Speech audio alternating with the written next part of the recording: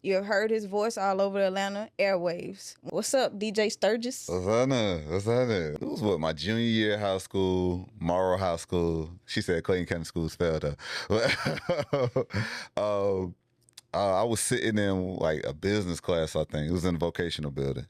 And I just started thinking about what I wanted to do with my life. Had me in the newsroom for like the bulk of the show. And I was just sitting there just waiting, you know what I'm saying, for them to call me, tell me to come do something or whatever. I'm just sitting there. They finally Tig is definitely my big brother, and I had to learn that nobody cares about what up and coming artists have to say. We don't even listen to your music. Right. Yeah, we don't know you. So I had to learn that, you know. So I went through the webs and flows of learning everything, and like everybody say what you mean. Every black person says what you mean, even if you don't say it intentionally like the way I say it. You like still are saying it. Say it. Yeah, it was up out of nowhere where they taking these pictures at, and him and his date get in the car with the dude, and they like, what is this? What's happening? She was like, that little girl is a hoe. Her whole family is hoes. For her to think that that was okay, and she did that in front of this boy's parents, she a whole hoe. Yeah, I think Jess could spin that though, and you know, because they could end up having their own show together. They can. You know what I'm saying? On the Rust movie set, they ain't canceling him. I forgot dude's name. You know, so I've seen him in a few movies. You know what I'm saying? But it's cancel culture is a one-sided thing. Got convicted in the court of public opinion before they even got convicted in the court of law. I'm not saying that you're innocent or not, you know, but R. Kelly, he got convicted in the court of public opinion when they dropped that documentary. Man, baby, if you want some of the sauce now, you know what I'm saying, we can kick it, you know what I'm saying, we can be colleagues, I can support you, you can support me, you know what I'm saying, but I mean, I don't know, you know, hey, you know, crazy part. Hello, welcome to What Talent Podcast. Today we have a heavy hitter in the building. You have heard his voice all over the Atlanta airwaves, one of the most recognizable sounds of V-103. The People Station. He's not just spinning records, he's shaping culture, pushing city forward, and representing Atlanta like no other. From the mics to the mix, he brings energy, passion, and a whole lot of ATL flavor. What's up, DJ Sturgis? What's happening? What's happening? I like that introduction, man. Thank you. Oh, no problem. I did my research. I did a little something, you know, did a 1-2 on you. Okay, I appreciate that. Thank you. No problem. So how are you doing today? I'm good, man. I'm blessed, man. I'm blessed. I appreciate you coming out with me today. Yeah, thank you for having me. We're going to get this thing started. You ready? Yeah. So what is something that you like to do outside of radio? Something I do outside the radio, man, is just really just be in the moment, man. I'm a very random person. I'm very spontaneous. So it's just whatever I'm feeling at that time, you know what I'm saying? I just go do it, you know what I'm saying? Just to live life till its fullest, you know what I'm saying? And just fully be present and, you know, just enjoy everything that comes with this thing called life. Yeah. When I can, it's you know, ghetto, on ain't it? terms. Yeah, it is. It's ghetto, ain't it? So what got you into radio? What made you decide to say, I want to do radio? It was what, my junior year of high school, Morrow High School. She said Clayton County School spelled her. I was sitting in like a business class, I think. It was in a vocational building. And I just started thinking about what I wanted to do with my life. Like most young men, you know, I wanted to play pro sports. I thought that was going to be my path. That was my dream my entire life. You know, I played football and played in high school, so I was like, yeah, man, I'm going to go pro. Till my junior year came, and I was like, yeah, this ain't going to happen. Right. You know what I'm saying? So I was like, all right, so what am I going to do? And I just started listening to some things that I didn't want to do first. It's like, you know, I'm not going to be no doctor because I'm not trying to be in school for no 8 to 12 years. I don't want to be a lawyer because I ain't trying to wear no suit every day. You know, so what is it that I want to do? Right. And I was like, man, I can talk about music all day, every day. I said, radio personality. And I legit, you know, business class, they got the computer. So I just get on the computer and I just start Googling. And I just, I said, what do you need to major in to be a radio DJ? And mass communications. And boom, just went from there. And yeah, God is great. Now, how you get the opportunity to work for V-103 though? I interned, and that was really my main thing. In college, you just get your internship. So I started off at Fort Valley State. college experience was real crazy for me. But I finished off at Clayton State, and their mass communication department wasn't good when I was there. Yep. But the best thing they did is mandatory intern. Got an intern. I was like, bet, boom. So I was always researching stuff, you know what I'm saying, looking for internships anyways. So I saw V-103 had one available, but it was the last day to submit. But this was before everything was still digital, you know what I'm saying? So you had to submit a paper application. So printed it out because I was at work, printed it out, and then post office was down the street from my job. So I just ran out real quick and overnighted my application to V-103, and some weeks later, it was crazy. Like, I think, like, it was a weekend, and I thought about it. I was like, dang, I ain't heard back from them. And then at my job again, and I just randomly got the call, and they was like, yeah, we want you to come in for an interview for an internship. I was like, bet. Shoot, rest was history from there. I interned, and I became the intern that everybody remembered, and I overstayed my internship because I was interning during the spring semester, so you're supposed to be done when the semester over. I kept going. So they must have really liked you. Yeah, it was cool. You know what I'm saying? So I kept going still. So I did like an extra month. And then Miss Janet, the station secretary, you know, that's my baby right there. She was like, yeah, it's illegal for us to let you still keep coming, man. So today got to be your last day. And I was like, damn. But fortunately, somebody who I spent the bulk of my internship under, Johnny D, that's my guy, he ended up becoming the second in command at the station. He was the APD, and he hired me like a year later. Okay. And just went from there, man. Yeah. So what was like your first day of intern was like, and then versus your actual first day? First day of interning, it was crazy because I interned on the morning show. Okay. So I interned on both stations, on V-103 and the AM station 1380 WAOK. Okay. So WAOK, that is the first black news and talk station in the state of Georgia.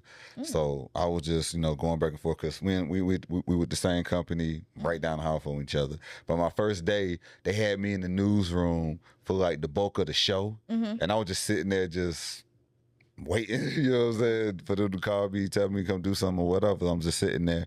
They finally bring me into the studio maybe like the last hour and a half, and I go in there, and I see Frank Ski behind the board, and I'm just feeling like I'm in a spaceship. You know, I see cameras everywhere, the music playing. I'm just like, oh my God, like, you know, and that was my first day, and I was just like, yeah, I can't wait to come back tomorrow.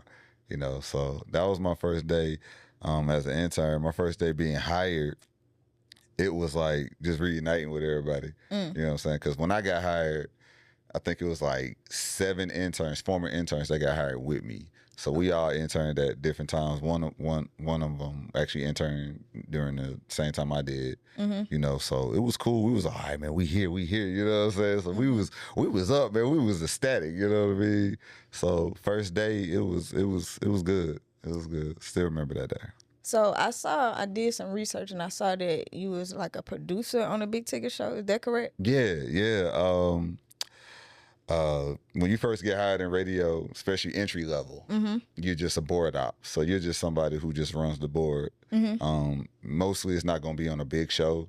So you just get in where you fit in, whatever that is, you know, and mostly they start you on the AM station too. So I just figured it out, man. I was like, man, I'm trying to climb this ladder, you know, so I just got good at everything. That's one thing one of my college professors, Dr. Williams, she told us all that. She said, just get in and work your way up, and you'll be good. And I just followed that advice.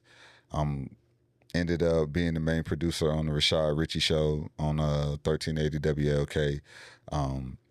I learned a lot with him, and I really honed my skills, you know, as far as the technical aspects of radio. Okay. You know, and that type of start is not really what people want, because it's like you at the bottom. You know what I'm saying? Bottom of the... And it may take you 5 years to get what you want at a station like V-103. You know what I'm saying? To get on air, 'cause that's what everybody want to do. You know, you want the top position. It's going to take you 5 years at least, and it's going to take some people leaving or for getting fired or quitting, whatever. Right. You know, so I just got good at it, and I actually got on air before I got on Tigger's show as his producer. But it was the same thing because I was doing radio and entry level, you ain't making no money. So I still had my second job, still at the warehouse, same job I was working when I was interning, you know, and same type of situation. Just got the call while I was at work. And this call was different because I was going to have to quit my second job in order to be Tigger's producer. Why? And, because his show was in the afternoons and I worked in the afternoons too. So that was really the situation. So I was like, oh God, like shout out to Jean Ross, that's my baby. She called me and was like, yeah, they want you on Tigger's show. Now I was like, bet, let's go, you know what I'm saying? But I had bills, you know what I'm saying? Had responsibilities. So I had to like call my mom, I called my sister, because me and my sister own the house together. So I was just like, hey, they called me, they said they want me to be Tigger's producer. My mom was just like, well, I told you to quit that job a year ago, so go ahead. Quit the job. Yeah. Not go ahead. Yeah. And my sister, she was like, it's time. Let's go. You know, and we was probably a few years into being homeowners at this time or whatever. But, you know, just had that support. So I was like, bet, we going. And that was the end of it, man. And it's crazy. I had a vision of working with Tig before we started working together. So like just to see that come to fruition, it was dope. And Tig is definitely my big brother, and you know, it's crazy, like I grew up watching him on TV every day, literally every day, and now like that's one of my closest friends, my mentor, and you know, I just wanted to learn everything from him. And eventually it got to the point where he would introduce me to people and he'd be like, yeah, he the next me. You know, and that helped me out a lot, man. So that was a dope experience, man, and it helped me become who I am today, you know, as far as in media and in radio, because when you're learning from one of the best, you know what I'm saying, not just somebody who has all these accolades, but people who want to be in this game, you have to know that it's what you bring to the table too, you know what I'm saying, because that's what gets you these opportunities, and I got to see that every day. So that was a blessing, man, for real. So when you working on a show like Big Tigger show and you as a producer, what exactly you have to do? Because you're a producer. Producing the show, I have to get all the content, anything that we talk about the show, I have to get all that together first. Stay on top of any prizes and giveaways at a station like V-103. We're always giving away some tickets and stuff like that. So stay on top of that. Interviews. You know what I'm saying? If we have a guest coming in, just preparing for him. You know what I'm saying? Basically, my job was to make Tigger's job easy. So the only thing he would have to do is just sit down and talk. Right. So I would just have everything ready for him every day. Then we meet. We go over what we're going to talk about, the time we're going to talk about it, when we're going to do this, do that during the show every day. And then we'll meet with our program director and confirm everything. Boom. And from there, he's just sitting in the studio talking.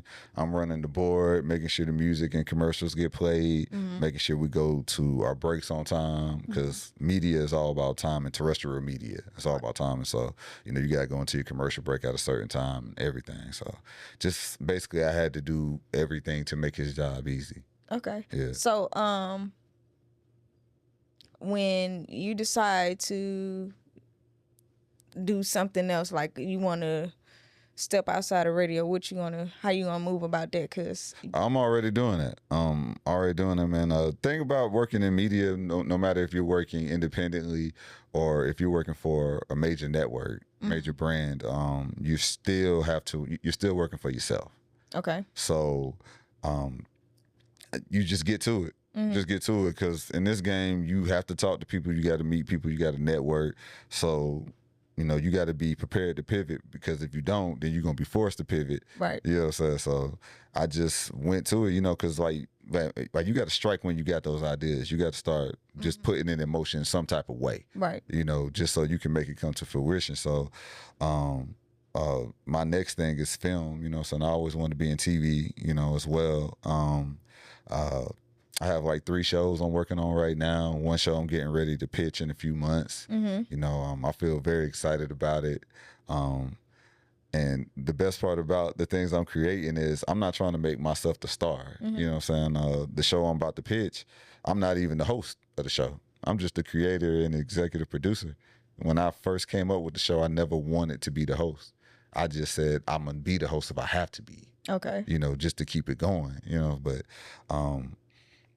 you know, just stay in that creative pocket. That's my thing, man. So just go do it. You know, don't wait. Don't waste no time. You got to go. Yeah. You got to go, you know, and just like with podcasting, I mean, I'm going to say this and I'm not trying to toot my own horn, but for real, as far as with urban media in Atlanta, I was one of the first people on podcasts before the pandemic. I'm talking about I got hired at V-103 in 2013. That's when I started exploring podcasting, you know. It's a long time. Combat Jack, Brilliant Idiots, shout out to my homie Taxstone, Free Taxstone.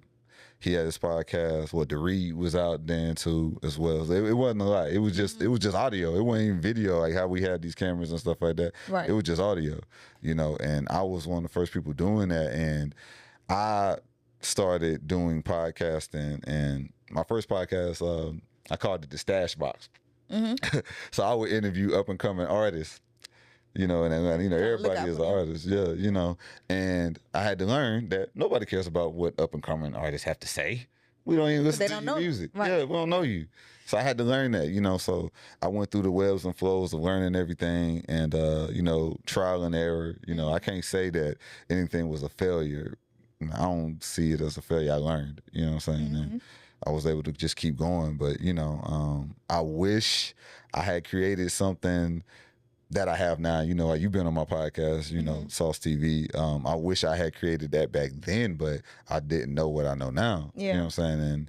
And I think my biggest obstacle was I just didn't have consistency because I ain't have no studio. You know, entry level in my career, you know what I'm saying? You trying to make this money, renting out a studio expensive, you know, so I was just roguing. I was just recording wherever I could record, you know, and sneaking and recording, wherever I had to do.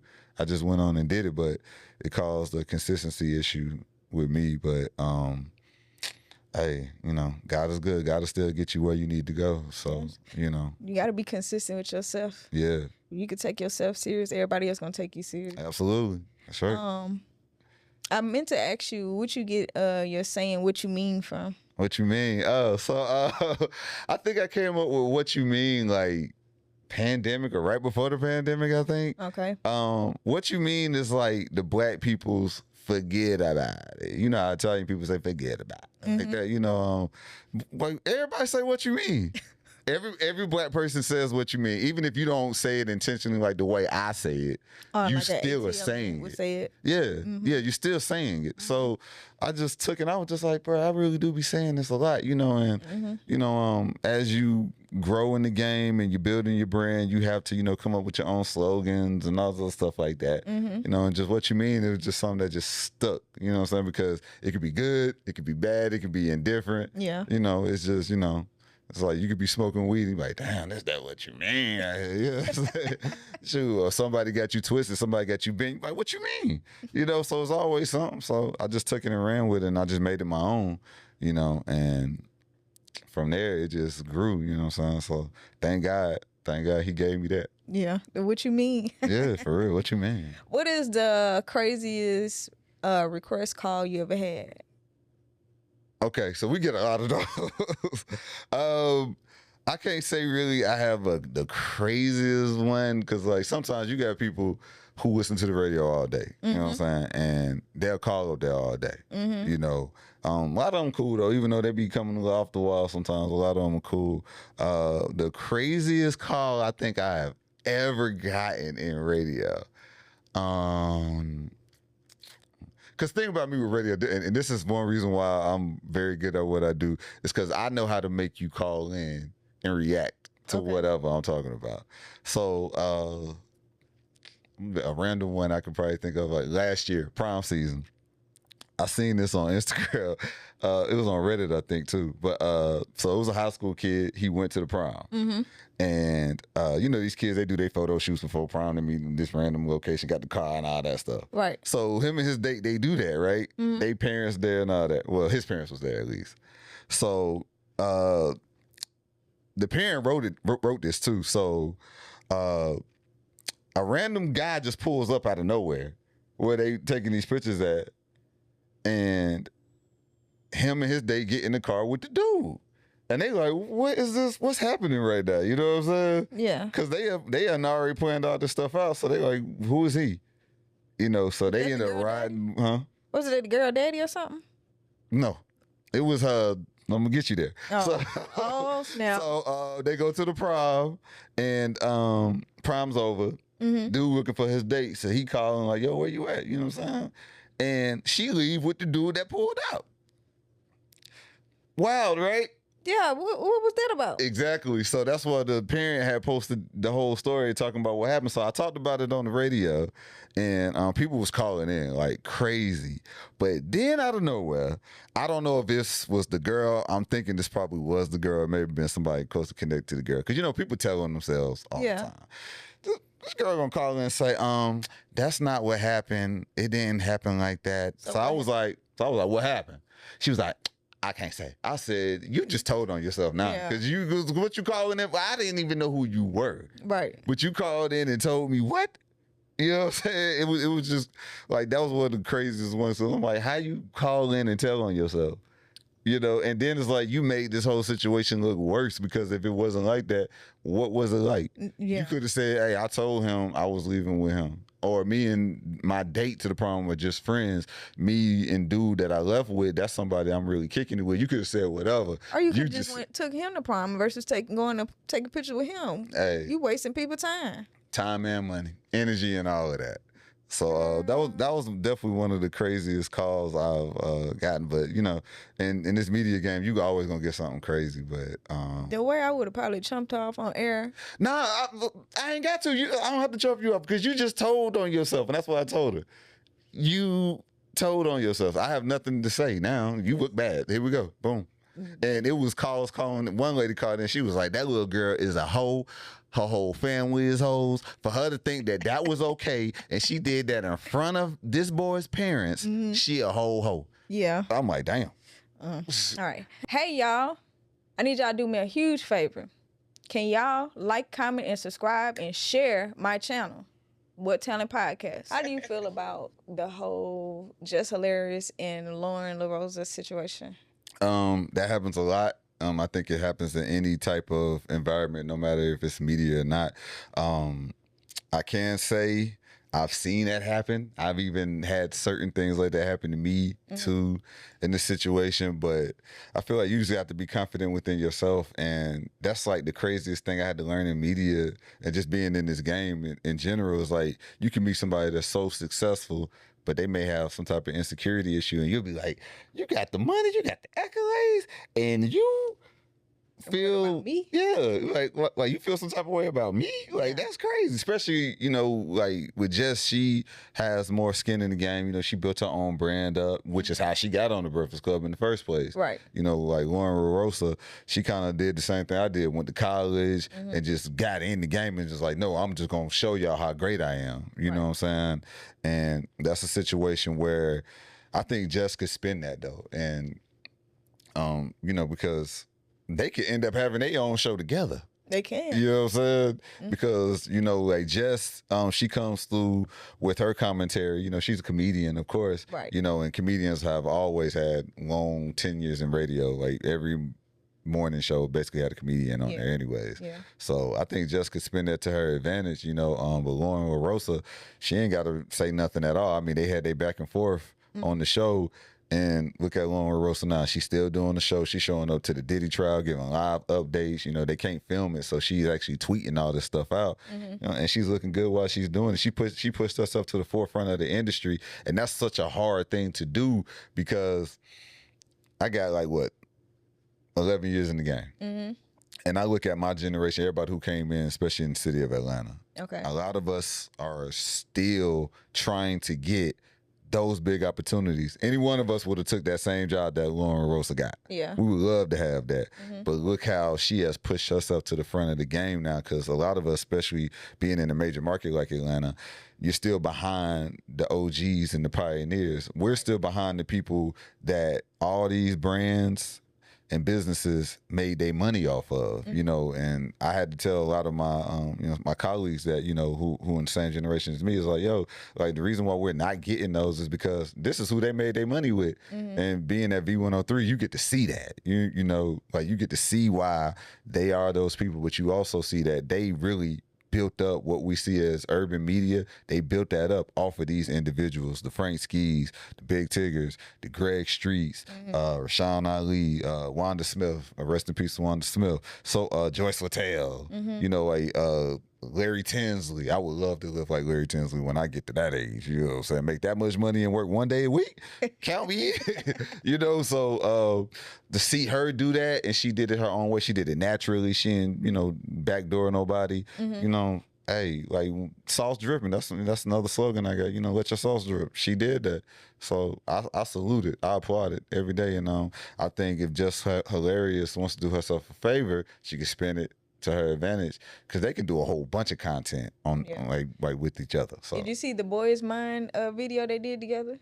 They did like a Boys Mind after that whole situation happened on air. They kind of did like made fun of the whole situation, but yeah, I think they probably do got some up their sleeve. Yeah, I they hope so. Work better together. Yeah, I think the comments had a lot to do with everything. How you feel about the cancel culture?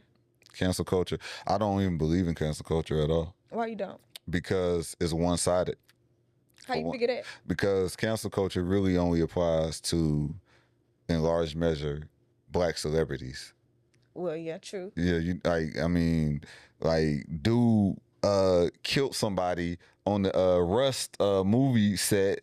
They ain't canceling him. I forgot dude's name. You know, so I've seen him in a few movies. You know what I'm saying? But it's cancel culture is a one-sided thing. But I do want to say that being in the game, black people, we do cancel each other quicker than anybody else, you know, and sometimes the ramifications of being canceled, depending on what you're getting canceled for, that can extend, you know, like when you look at these legal issues that some of these black celebrities have gone through, they got convicted in the court of public opinion before they even got convicted in the court of law. I'm not saying that you're innocent or not, you know, but R. Kelly, he got convicted in the court of public opinion when they dropped that documentary. He wasn't even on trial until they dropped both of them. Yeah. You know, and I knew about them documentaries like 2-3 years before they even came out. You know, I remember seeing reports about them being in the works and stuff. You know, you look at Bill Cosby, you look at Diddy. You know, again, I'm not absolving anybody from any wrongdoing, but as black people, we cancel each other so quickly. Whereas when you look at Elvis Presley, all the things that they alleged about him, ain't nobody canceling him. There's still millions of white dudes out here saying that Elvis Presley was their daddy. You know, so I don't believe in cancel culture at all. I think it's one-sided. And you look at Dave Chappelle when they tried to cancel him because what he said in that stand-up. I saw that stand-up 5 times. I ain't see nothing that was like, yo, like, this is fucked up. He asked a real question. Yeah. Like, yo, like, can a gay person be racist? You want to talk about trans situations? What you want me to do? And then half the people that want to cancel you, they don't even live that lifestyle. Like whatever it is that you were saying, it don't even affect them. That's not their lifestyle. That's not who they are a part of. They're not part of that group. None of that. But they just want to ride that out. Like it's like a bandwagon thing, and I just don't agree with it. It's just one side that's fake. Because you can't cancel what's real. They tried to cancel Dave Chappelle. He ended up getting all the money back from the Chappelle show. You know what I'm saying? And he's still going out doing amazing things. Can't slow that down. So, as a media personality, how do you feel about, you know, separating yourself from, like, you'd probably say something crazy on air and then having to meet those same people that you said something crazy about in real life? Okay, I don't say nothing that I can't stand on. Okay. So if I say something, I meant it. But I don't approach media with a clickbaity type intention. You know what I'm saying? I'm not worried about that. And even when I'm doing interviews, you know, sometimes people ask me, like, how come you didn't ask about that? It's like, bro, especially as a man, like there really is a limit to what you can ask some people sometimes. Like for real, you know. And if we man to man, you don't know me like that. What I look like, ask you about something personal. You know, I remember I did an interview with Kevin Gates. That was like one of my first interviews to ever go viral and do crazy numbers. This was right around the time him and Drika was going through their situation, you know, and everybody was asking me, like, how can you and ask him about Drika? And I'm like, bro, first of all, he didn't want to talk about that. He already told you that. Yeah. Like, you know, because sometimes they'll tell you, I ain't asked about that. Right. You know, he didn't want to talk about that, but then even more so, I was like, that was really my first time really getting to build with him. So what I look like asking you about something as personal as that? Because men, we don't want to talk about our relationship problems. You know what I'm saying? Of course not. Especially with somebody that we don't know. Yeah. I ain't your therapist. Right. You know what I'm saying? So it's just about respect for me. You know what I'm saying? I always move with respect. I can tell the story without putting my personal opinion on it, and that's something that I was taught from Tigger. He taught me that, you know. So, but if you're gonna say something, you better stand on that. And Atlanta is a very small city, so you do that if you want to. Okay, deal with it later on if that's what you about. Yeah. You know. Yeah, it's crazy. Yeah. We're gonna play this game called This or That. Okay. So we're gonna switch it up a little bit. All right. Flats or drums? Flats. Morning show or late night mix? Morning show because you make more money. Oh. Okay. Old school R&B or 2000s hip hop? 2000s hip hop. Okay. On air freestyle or artist interview? Artist interview. Why artist interview? Because a lot of these artists can't freestyle. Believe it or not, they can rap, but they can't freestyle. I believe you. Okay, a vinyl or digital decks? Vinyl. Old school, huh? Yeah, I got a vinyl collection. That's very old school. Okay, club DJing or radio DJing? Club DJing. You can do you can do a little more. It depends on what. All right, club. If you're in the club, your creativity can get a little limited sometimes, but in the club, you get to move the crowd, you get to move the people, you know what I'm saying? And you get to feel that energy, you know, while you get to control everything. Yeah, true. Magic City Wings or JR Crickets? Magic City Wings. JR Crickets fell off bad. I never had them before. Okay, you ain't missing none. You good. As long as you get strip club wings from Magic City, Blue Flame, even Strokers. You get the wings from them three. I'll stand on those. Stamp those. Now, I went to Blue Flame and never had nothing to eat from there. But you got to dance? A dance? Yeah. I was there. That's only $5. You can't get no dance? I was there. Oh, so you was enjoying it, though? Free, though. Okay, but you enjoyed yourself. Yeah. That's all that matters. It was cool. Yeah. I went to Platinum 21. Oh, Platinum 21. Back in the day.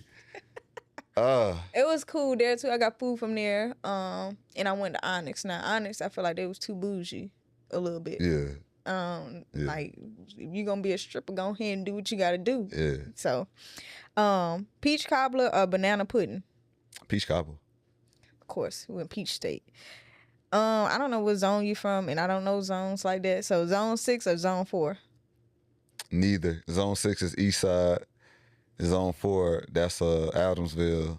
That's like SWATs. That's like West Side really too. So I'm from Clayco. We don't have no zone. South Side. Yeah, we don't have no zone. We ain't had that.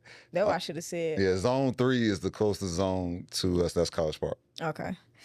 Buckhead nightlife or Edgewood vibes? Edgewood vibes. The old Edgewood. The old Edgewood vibe. You know what? I had went down there for some of your cookies, and I was like, I didn't even know this was over here.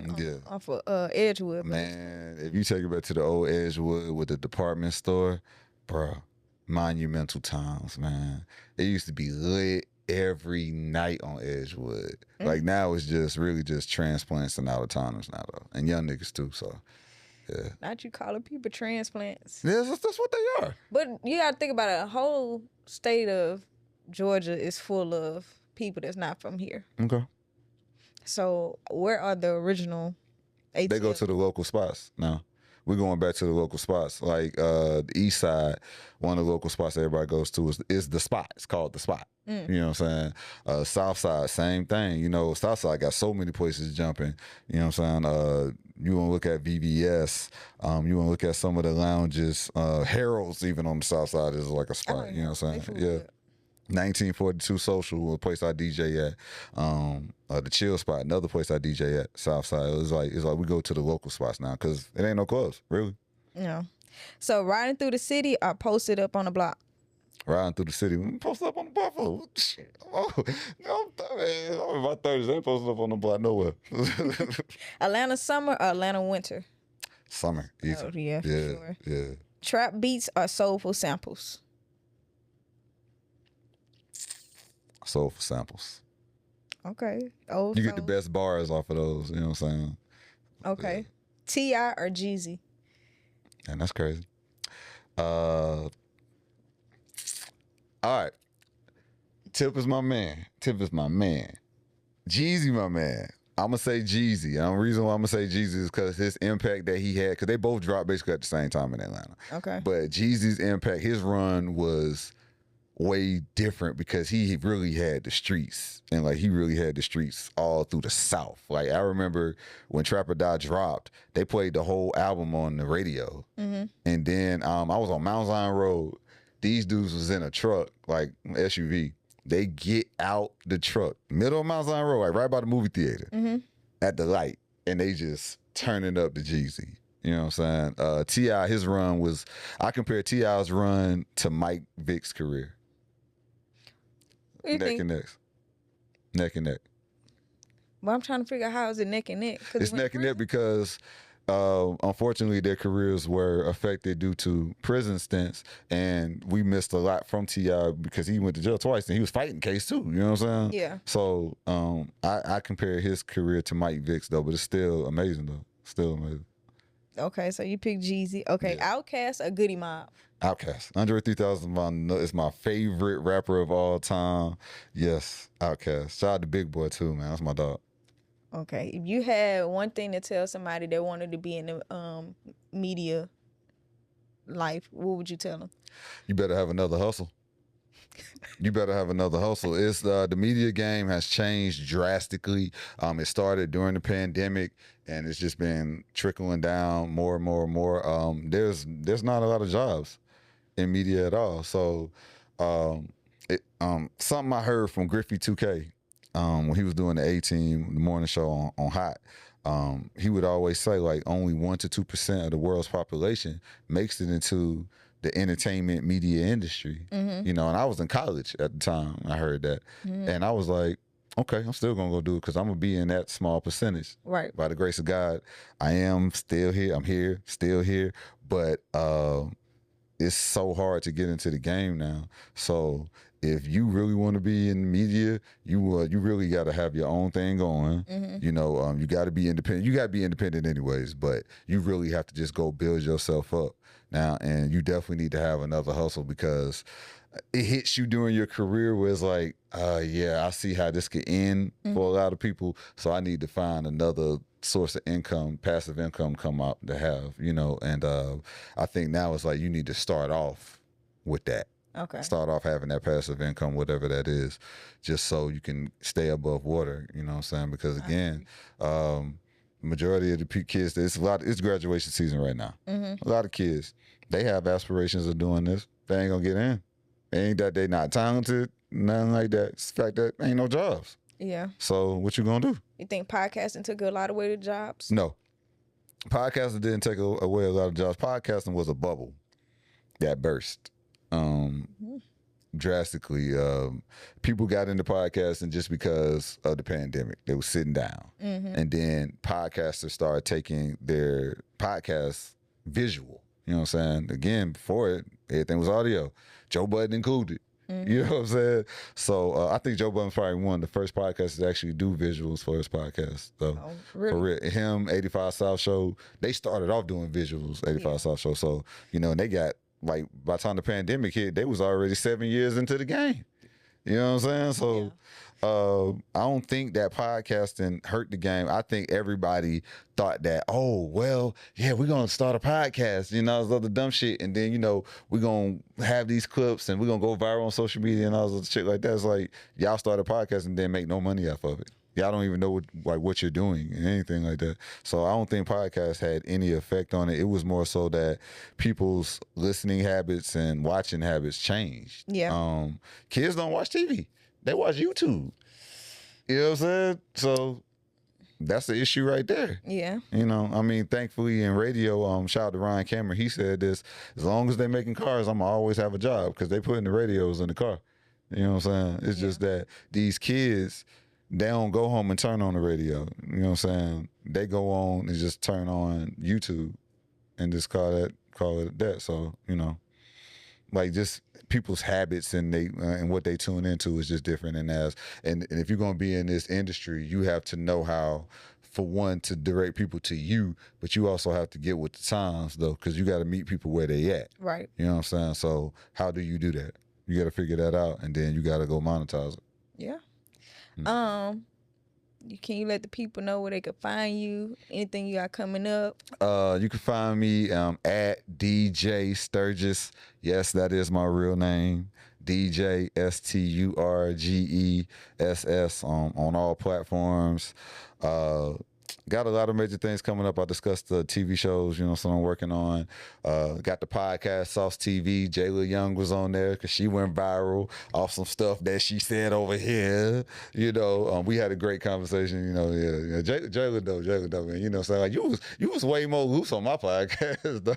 I got to be a little more serious on this side. Yeah. So definitely tune in, subscribe, and just coming up. One major thing I'm working on is actually next month.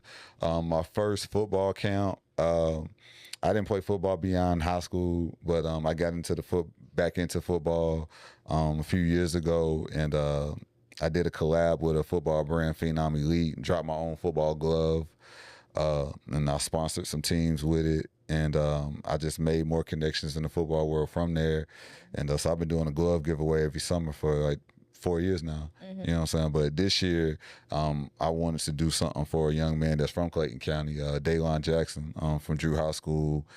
Met his mom last year right after the situation happened. He got hit by a car, saving his mom from getting hit by a car. Right. But his leg got amputated. He lost his leg, and he was only 14, 15 at the time, you know, and I'm always doing whatever I can do for Clayton County. I used to do sneaker giveaways a few years ago, but, you know, with that situation happening, I just can't let a young man that's from my area go through that by himself. So I stayed in contact with him. I told his mom I was going to do something for him, and I figured it out. So I'm doing the camp, and all the proceeds from the camp is going straight to him and his mom. You know, it's an uphill battle. She's a single mom of 3. She's a business owner too. You know what I'm saying? So she got to keep her business afloat, take care of him and her other children as well. And so that's what I'm doing. So, but one of the best parts about it is not just about him. I'm having the camp, but I'm having college scouts come through, recruiting scouts, college coaches, you know, and the kids that participate help them get a look, you know what I'm saying? Help them with their recruiting as well. So it's a 3-in-1, you know what I'm saying? Giveaway for Daylon, the football glove giveaway, all the kids that participate, everybody getting some free gear, some free swag for the season, and I'm trying to help these kids get their scholarships, man. So June 29th, Tara Stadium, you know what I'm saying? I'm still taking registration, so man, y'all get at me, man, and man, let's just come through and support the young homie, man. That's really, you know, I've never done a camp before at all, but you know, it's your first time. First time. You're gonna have a lot of people videoing it. Yeah. I'm inviting everybody, anybody who want to come. It's open. Anybody who want to come, if you want to participate, grades 9 through 12, come through. Let's get it. Okay. I did have one last question. Okay. So this is a little twist though. I'll be watching the Breakfast Club. Yeah. And I heard Lauren Rosa was looking for somebody. Why you don't shoot your shot with her? Lauren Rosa? Yeah. I didn't know that. Yeah, she looking for somebody. Oh, she looking for somebody? I mean, hey, Lauren, baby, hey, if you want some of the sauce now, you know what I'm saying? We can kick it, you know what I'm saying? We can be colleagues. I can support you. You can support me. You know what I'm saying? But, I mean, I don't know. You know, hey, you know, crazy part, I'm going to tell you something. And a lot of people have asked me this before, but I have basically never tried to get at no woman I've met in the industry. Why not? Well, majority of women I've met, I worked with. And I don't believe in shitting where you eat because, you know, shit can get a little bit messy. But as far as women in the industry, I don't mind dating a woman in the industry, but I have learned that you have got to date somebody who already got their own motion. Don't be with nobody who ain't got some motion going for themselves, because that could flip on you. And I've actually had a girl, like, we was on a date, and she realized, was like, yeah, you should get me on a V-103. I was like, what? You know what I'm saying? You know, That's not how that works. Yeah, that's not how that worked. But even more so, I was just like, yo, I can't even get you the job that you want anyway. So, you know what I'm saying? For one. But it's like, eventually that turns into you not helping me type stuff. And I ain't got time to deal with that. You know what I'm saying? And even with me, you know, like when I was on my way up and still trying to make my way, it's women in this industry that's beautiful. I know they doing their thing, you know, and, you know, we flirt. And now and then, but it's just like flirting, okay. Yeah, and now and then. But like if we ever pursue dating or talking to each other, whatever like that, I'm gonna make sure I stay on top of my game, so you ain't gotta worry about that from me. You know what I'm saying? Because you know that's just how it is. So I ain't know Lauren Rosa was outside though. I ain't know that. Well, Lauren, hit him up. Hit him up. Or no, what? You don't hit him up. Let him hit you up. Why she can't slide on me? Let him hit you up. Wait. What's wrong with a woman shooting her shot? Because for one, you didn't know she was available. All the more reason why she should shoot her shot with me. But I didn't ask if you was available. Okay. You didn't even, exactly. You don't even care. I didn't even ask. You didn't even care. Exactly. So shit, I mean, she can slide on me. Thank you. You can slide on her too. Yeah, that's cool too, but you brought it up. You know what? You could also use your connections and hit her up. Or just send her some flowers. She at the Breakfast Club. All you gotta do is send her some flowers. Yeah, but why would I do that? Send her some flowers for what? Like, I like you, yeah, but just because you send a woman some flowers because you're interested in her, that don't mean she's gonna give you no play. or you could be like, you know, you could play the slow game. Okay. Like, I like to take you out. Yeah, that's what I used to do. I slow walk every female. So, you know, we kick it. Okay. All right. Well, hopefully you get a response. We don't know. We'll see. But this your girl, Lady J. Peace to you. What you mean? All right. Hey, y'all. I need y'all to do me a huge favor. Can y'all like, comment, and subscribe and share my channel, What Talent Podcast?